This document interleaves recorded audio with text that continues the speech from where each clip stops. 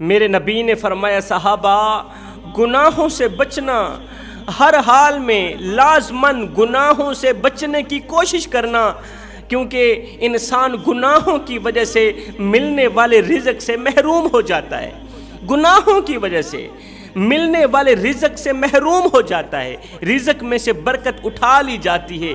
یاد رہے اولاد بھی رزق کا حصہ ہے، اولاد بھی رزق میں شامل، مال بھی رزق میں شامل، دولت بھی رزق میں شامل۔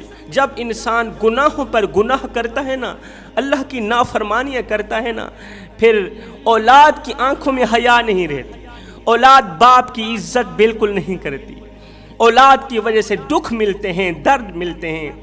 جو انسان گناہ کرتا ہے اللہ تعالیٰ اس کے مال میں سے برکت اٹھا لیتا ہے، اس کے گھر میں سے خوشحالی اٹھا لیتا ہے، اس کا گھر پریشانیوں کی دلدل میں پھنس جاتا ہے۔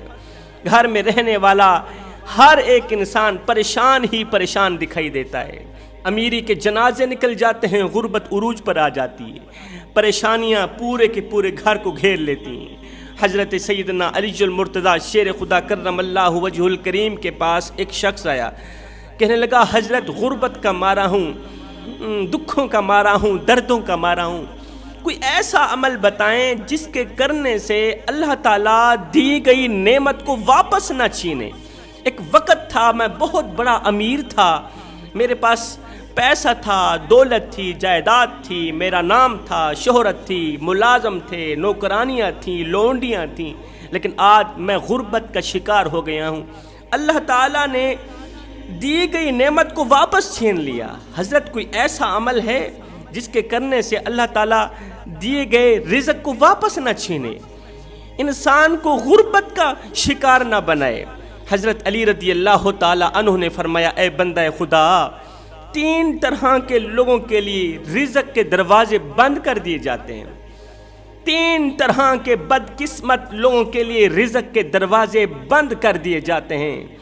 اس شخص نے کہا حضرت جلدی بتائیں، آخر وہ کون سے 3 لوگ ہیں، آخر وہ کون سے 3 گناہ ہیں جن کے کرنے سے رزق کے دروازے بند کر دیے جاتے ہیں؟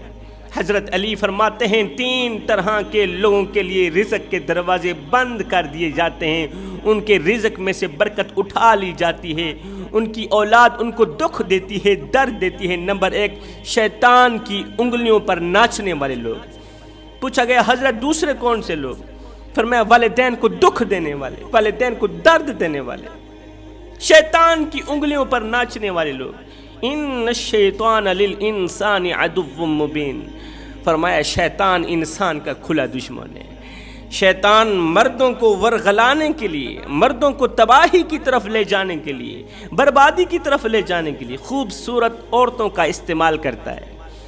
خوبصورت عورتوں کے ذریعے شیطان مردوں کو گرفت میں لیتا ہے، انسان کو تباہی کی طرف لے کے جاتا ہے۔ میرے نبی نے فرمایا صحابہ جب تمہارے سامنے غیر عورت بن سنور کر آئے، خوب بناؤ سنگھار کر کے آئے، تو پکا یقین کر لینا یہ شیطان ہے، خوبصورت عورت کے روپ میں آیا ہے، اس نے خوبصورت عورت کا روپ دھارا ہوا ہے، اصل میں یہ شیطان ہے۔ فرمایا بد کردار عورتیں، بے حیا عورتیں شیطان کی رسیاں ہیں۔ اللہ ماشاءاللہ ہر کسی کی بات نہیں کر رہا، آپ سوشل میڈیا کی دنیا پر دیکھیں، چاروں طرف آپ کو شیطان کی رسیاں ملیں گی، چاروں طرف آپ کو بدکار عورتیں ملیں گی، گنہگار عورتیں، سیاہکار عورتیں، بے حیائی پھیلانے والی عورتیں، مولویوں کے پاس جاتی ہیں، پیروں کے پاس جاتی، پیر جی کوئی تعویذ دو، گھر میں برکت نہیں ہے، پیر جی کوئی تعویذ دو، اولاد ہے نافرمان نکلی، اولاد کی طرف سے دکھ ملتے ہیں، درد ملتے ہیں، اولاد ہماری فکر نہیں کرتی، ساری زندگی انہوں نے گناہوں میں گزاری، غفلت میں گزاری۔ یہ تو اللہ کے رسول کا وعدہ ہے نا، اللہ کے رسول کے فرمان کو تم لوگوں نے بھلا دیا نا۔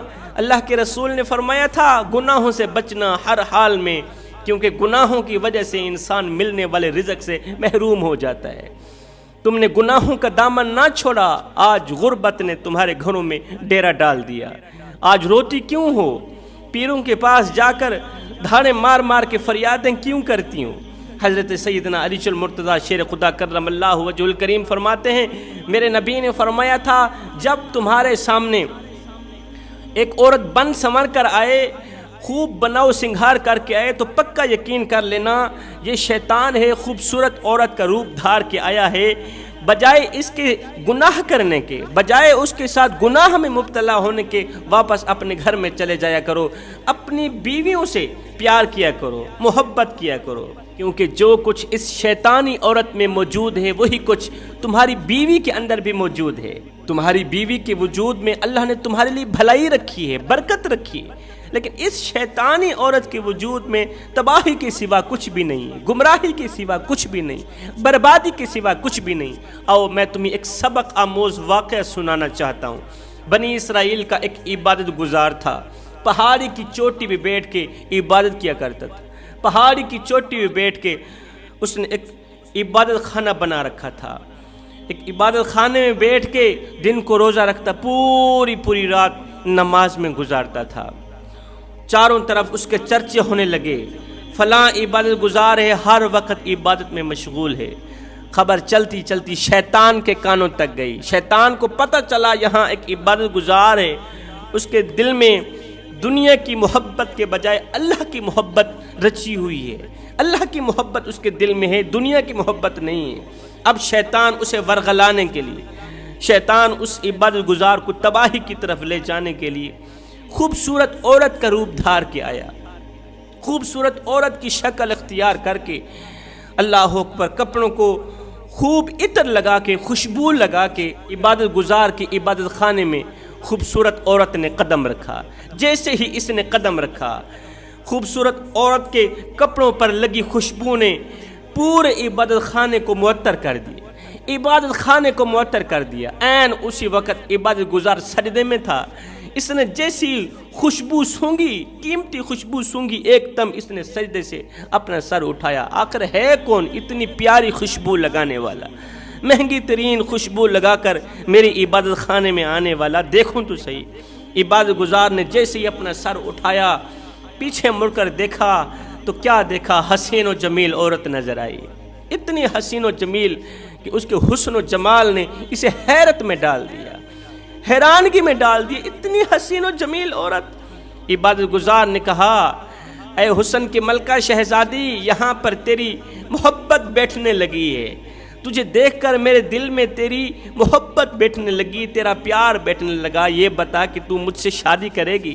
اس نے کہا، میں تو پہلے سے ہی شادی شدہ ہوں، میں تو پہلے سے ہی شادی شدہ ہوں۔ عبادت گزار نہیں جانتا تھا کہ اس کا ایک شوہر تو نہیں، اس کے تو لاکھوں کروڑوں کی تعداد میں شوہر ہے، جہاں نظر دوڑاتے ہیں اس کے شوہر ہی شوہر نظر آتے ہیں۔ وہ تو شیطان تھا، خوبصورت عورت کا روپ دھار کے آیا تھا۔ اللہ اکبر۔ اس نے کہا، میں شادی شدہ ہوں، تم سے شادی تو نہیں کر سکتی، اور ہاں اگر لطف اٹھانے کا تیرے اندر شوق پیدا ہوا ہو تو تو میرے ساتھ لطف اٹھا سکتا ہے۔ عبادت گزار کو مصلی بھول گیا، عبادت بھول گئی، عبادت خانہ بھول گیا، شیطان کے شکنجے میں آ کر، شیطان کی گرفت میں آ کر۔ اس لیے تو میرے نبی نے فرمایا، شیطان انسان کا کھلا دشمن ہے۔ شیطان سے بچنا، ہر حال میں لازماً بچنے کی کوشش کرنا۔ شیطان نے کیا کیا؟ اسے اس طرح پھنسایا، اس عبادت گزار نے عبادت خانے کے اندر ہی گناہ کرنے کے لیے تیار ہو گیا، زنا کرنے کے لیے تیار ہو گیا۔ ہائے افسوس، صد افسوس، وہ دن عبادت گزار کا آخری دن تھا۔ ایک دم موت کا فرشتہ آیا، موت کا فرشتہ آیا، عبادت گزار کی روح نکال کے چلا گیا۔ میرے نبی نے فرمایا، جس حالت میں زندگی گزارو گے اسی حالت میں سے قبر سے اٹھائے جاؤ گے، اسی حال میں قیامت کے دن کھڑے کیے جاؤ گے۔ اب یہ شخص قیامت کے دن کھڑا کیا جائے گا، میرا اللہ فرمائے گا، فرشتوں اسے جہنم کی طرف لے جاؤ۔ یہ عبادت گزار کہے گا، مالک میرے 300 سال کی عبادت کہاں گئی؟ میں نے تو زندگی میں ایک گناہ کیا تھا، ایک گناہ کیا تھا، اس گناہ کی وجہ سے ساری کی ساری عبادت ختم ہو گئی، ضائع ہو گئی۔ میرا اللہ فرمائے گا، وہ بدقسمت انسان، وہ وقت یاد کر وہ وقت جب تو نے اپنی بوڑھی ماں کو غصے کی حالت میں شراب پی ہوئی تھی، تو نے غصے میں آ کر اپنی بوڑھی ماں کو اٹھایا، جلتے تنور میں ڈال دیا، اور مرنے سے پہلے تنور میں جلنے سے پہلے تیری ماں تجھے بد دعا دے کے گئی تھی۔ او بدبخت، تیرا کوئی بھی عمل اللہ قبول نہ کرے، تیری کوئی بھی نماز اللہ قبول نہ کرے، تیری کوئی بھی عبادت اللہ قبول نہ کرے۔ میں نے تیری اس بوڑھی ماں کی بد دعا قبول کی تھی، یہ لے تیرے 300 سال کی عبادت تیرے منہ پہ مارتا ہوں، فرشتوں اٹھاؤ اسے جہنم میں ڈال کے آؤ۔ خدا را شیطان کی انگلیوں پر مت ناچنا، والدین کو دکھ مت دینا۔ حضرت علی فرماتے ہیں 3 طرح کے لوگوں کے لیے رزق کے دروازے بند کر دیے جاتے ہیں۔ نمبر 1 شیطان کی انگلیوں پر ناچنے والے لوگ، نمبر 2 والدین کو دکھ دینے والے لوگ، نمبر 3 مال کے ہونے کے باوجود بھی بیوی بچوں پر خرچ نہ کرنے والے لوگ۔ یہ وہ بدقسمت لوگ ہیں جن کو اللہ نے مال تو دیا، مال میں سے برکت اٹھا لی، سکون اٹھا لیا، چین و قرار اٹھا لیا، ہر وقت پریشان ہی پریشان رہتے ہیں۔ میں دعا کرتا ہوں مالک ہمیں اچھی نصیحتوں پر عمل کرنے کی توفیق عطا فرما، آمین ثم آمین، وما علینا الا البلاغ المبین۔